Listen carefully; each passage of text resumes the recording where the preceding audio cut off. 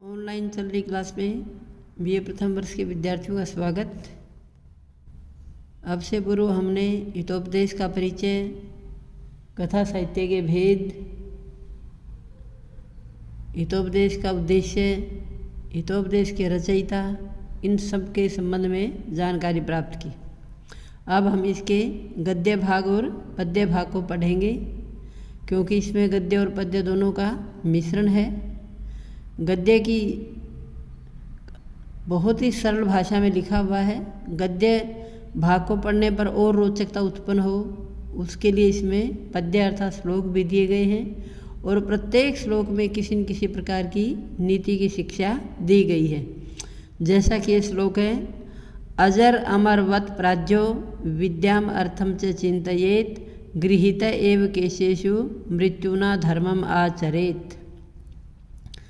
किस चीज़ को विचार करके व्यक्ति प्राज्ञ, जय कहते जानने वाले को, प्र होता प्रकृष्ट अर्थात उत्तम विद्वान, बुद्धिमान व्यक्ति को अजर अमरवत क्या मानते हुए अजर अमर की तरह से विद्या अर्थम च चिंतयेत, विद्या के विषय में भी और धन के विषय में भी चिंतयेत विचार करना चाहिए। ये मान करके कि ये चीज़ें अजर हैं, अमर हैं, कभी नष्ट नहीं होंगी, इसी भांति बुद्धिमान व्यक्ति को इनके संबंध में विचार करना चाहिए। गृहीत एव केशेषु मृत्युना धर्मम आचरेत, और क्या मान करके कि मृत्यु के द्वारा केशेषु गृहीत है, कि मेरे केशों को पकड़ा हुआ है, अर्थात मृत्यु कभी भी आकर के जकड़ सकती है, ऐसा मान करके धर्मम आचरेत, उत्तम व्यवहार का, धर्म का अर्थात कर्तव्य का आचरण करे। क्योंकि जब व्यक्ति ये मानेगा कि मेरे पास समय बहुत थोड़ा है और मैं अच्छे से अच्छा कार्य जितना जल्दी कर सकूं उतना मुझे करना चाहिए, तो इस श्लोक में यही कि शिक्षा दी गई कि विद्या का और धन का के बारे में तो व्यक्ति अजर अमर की भांति विचार करे, लेकिन धर्म के विषय में ये मान के चले कि अब समय है, हो सकता है पता नहीं कब चलना पड़ जाए, कब क्या हो जाए, कि मृत्यु हर वक्त मेरे सामने रहती है। ऐसा विचार करके हमेशा धर्म का कार्य धर्म से अभिप्राय है, पर कर्तव्य से अर्थात उचित क्या है, अनुचित क्या है, इस संबंध में विचार करते रहना चाहिए।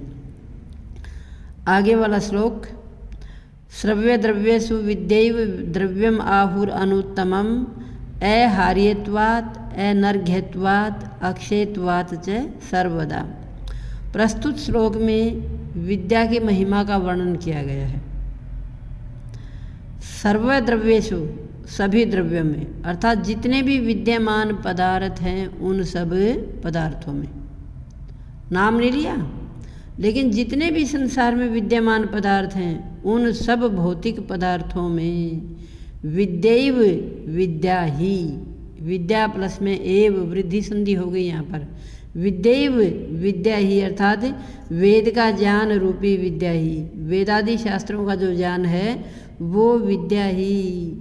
द्रव्यम आहु, ऐसा द्रव्य कहा गया है, कैसा द्रव्य कहा इसको, कैसी वस्तु कहा है, अनुत्तमम, सबसे उत्तम वस्तु कहा गया है। अर्थात विद्यमान संसार में जितने भी भौतिक पदार्थ दिखाई देते हैं उन सब द्रव्यों में, उन सब वस्तुओं में विद्या एव, विद्या ही सबसे उत्तम द्रव्य कही गई है, सबसे उत्तम वस्तु कही गई है। जो कैसी है, अहार्यत्वात्, जिसका कोई हरण नहीं कर सकता, जिसको कोई चुरा नहीं सकता, जिसको कोई लूट नहीं सकता। अन्य दूसरे पदार्थ चोरी भी किए जा सकते हैं, उनकी लूटा भी जा सकता है, उनको नष्ट भ्रष्ट भी किया जा सकता है, लेकिन विद्या रूपी धन कैसा है, अहार्यत्वात्, जिसका कोई हरण नहीं कर सकता, जिसको कोई चुरा नहीं सकता। अनर्घ्यत्वात्, अर्घ्य कहते हैं मूल्य को, अनर्घ्यत्वात्, कैसी है ये, अमूल्य है, अर्थात जिसको मोल से नहीं चुकाया जा सकता।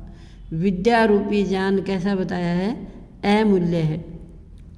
अक्षयत्वात् च सर्वदा, और कैसी कही गई है हमेशा ये अक्षयत्वात्, क्षय कहते हैं विनाश को, क्षय किसको कहते हैं? विनाश को। और ये विद्या रूपी धन कैसा है? अक्षयत्वात्, जिसका कभी किसी प्रकार से विनाश नहीं होता। इस प्रकार का ये विद्या रूपी जो धन है, ये संसार में विद्यमान पदार्थों में सबसे उत्तम पदार्थ कहा गया है, जिसको चोर चुरा नहीं सकता, अपहरण करता इसका अपहरण नहीं कर सकता, अन्य को इसको लूट नहीं सकता, किसी प्रकार से इसको नष्ट भ्रष्ट नहीं किया जा सकता, हमेशा अमूल्य है। और कैसी है? अविनाशी, अर्थात कभी जिसका नाश नहीं होता। ऐसी इस विद्या रूपी धन को विद्वानों ने सबसे उत्तम बताया है।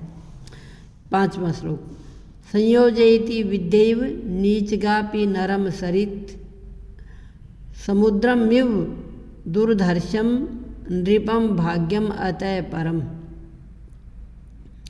विद्यैव, यहाँ उपमा दी, यहाँ उदाहरण दिया।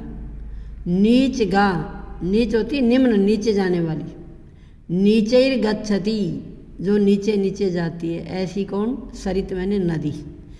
जिस प्रकार से नीचे बहने वाली नदी दुर्धर्षम समुद्रम संयोजयति, भयंकर से भयंकर समुद्र में जा कर के मिल जाती है, और फिर उसके बाद क्या है? वो उसमें से अलग नहीं हो सकती, और समुद्र का कोई अतिक्रमण नहीं कर सकता। नीच गा सरित नीचैर गच्छतीति सा, ऐसी वो नदी दुर्धर्षम समुद्रम संयोजयति, भयंकर से भयंकर अनतिक्रमणीय समुद्र में मिल जाती है, समुद्र में जा कर के एक हो जाती है।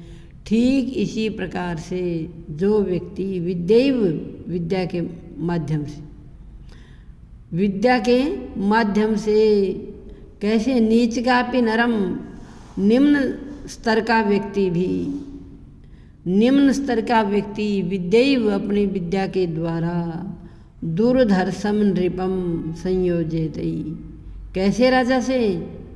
दुर्धर्ष अर्थात जिसको देख करके डर लगता हो, ऐसे राजा से संयोजयति क्या है? मिलवा देती है, ऐसे राजा से भेंट करवा देती है। अतः भाग्यम परम, इससे आगे क्या है? उसका भाग्य ही सहायक है। भाई आगे क्या होना है ये बाद की बात है, लेकिन जिस प्रकार से नीचे बहने वाली जो नदी है आखिर में अंत में समुद्र में ही मिल जाती है और अपना नामो निशान मिट जाता है, समुद्र में मिल कर के क्या हो जाती है? एक हो जाती है। ठीक इसी प्रकार जो कैसा व्यक्ति है, मान लो अपने बुरे कर्मों के कारण, अपने बुरे व्यवहार के कारण, जिसका ये कहो कि आचरण अच्छा नहीं है, ऐसा व्यक्ति भी विद्यैव, विद्या के द्वारा, विद्या का सहारा लेकर के दुर्धर्षम नृपम संयोजयति, जिससे बड़ा डर लगता है, ऐसे राजा से भी मिलन करवा देती है। इससे आगे क्या है? उसका भाग्य उसका सहयोगी है। पीछे के श्लोकों में भी ये ग्रामर आई थी, मैं ग्रामर बताती हूँ आपको।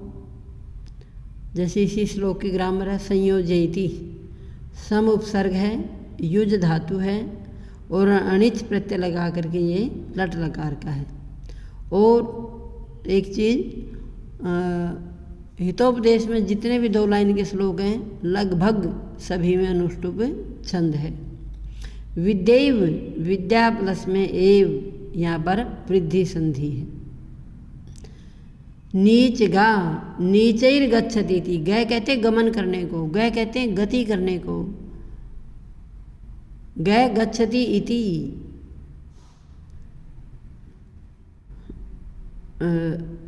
पूर्व वाले श्लोक में ग्रामर थी द्रव्यम आहुरनुत्तमम, नहीं इसमें कोई ग्रामर नहीं किसी प्रकार की। आगे वाला श्लोक, विद्या ददाति विनयम विनयात याति पात्रताम पात्रत्वात् धनम आपनोति धनात् धर्मः ततः सुखम। क्योंकि ये विद्या के संबंध में चले हुए जितने भी श्लोक चल रहे हैं, फिर विद्या से व्यक्ति को क्या क्या प्राप्त होता है। विद्या ददाति विनयम, विद्या किसको देती है? शास्त्र ज्ञान को प्रदान करती है। विद्या विनम्रता को पैदा करती है। शास्त्र का जो ज्ञान है वो व्यक्ति के अंदर नम्रता को पैदा करता है।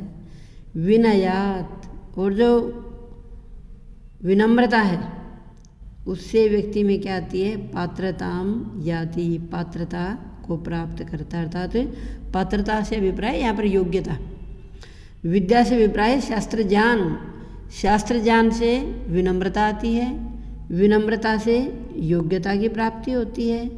पात्रत्वात्, और योग्यता से धनम आपनोति, व्यक्ति क्या करता है? धन को प्राप्त करता है। धनात् धर्म है, और धन से क्या है? धर्म, अर्थात शुभ कर्म करता है। और ततः सुखम, और उन शुभ कर्मों से व्यक्ति को क्या होती है? सुख की प्राप्ति होती है।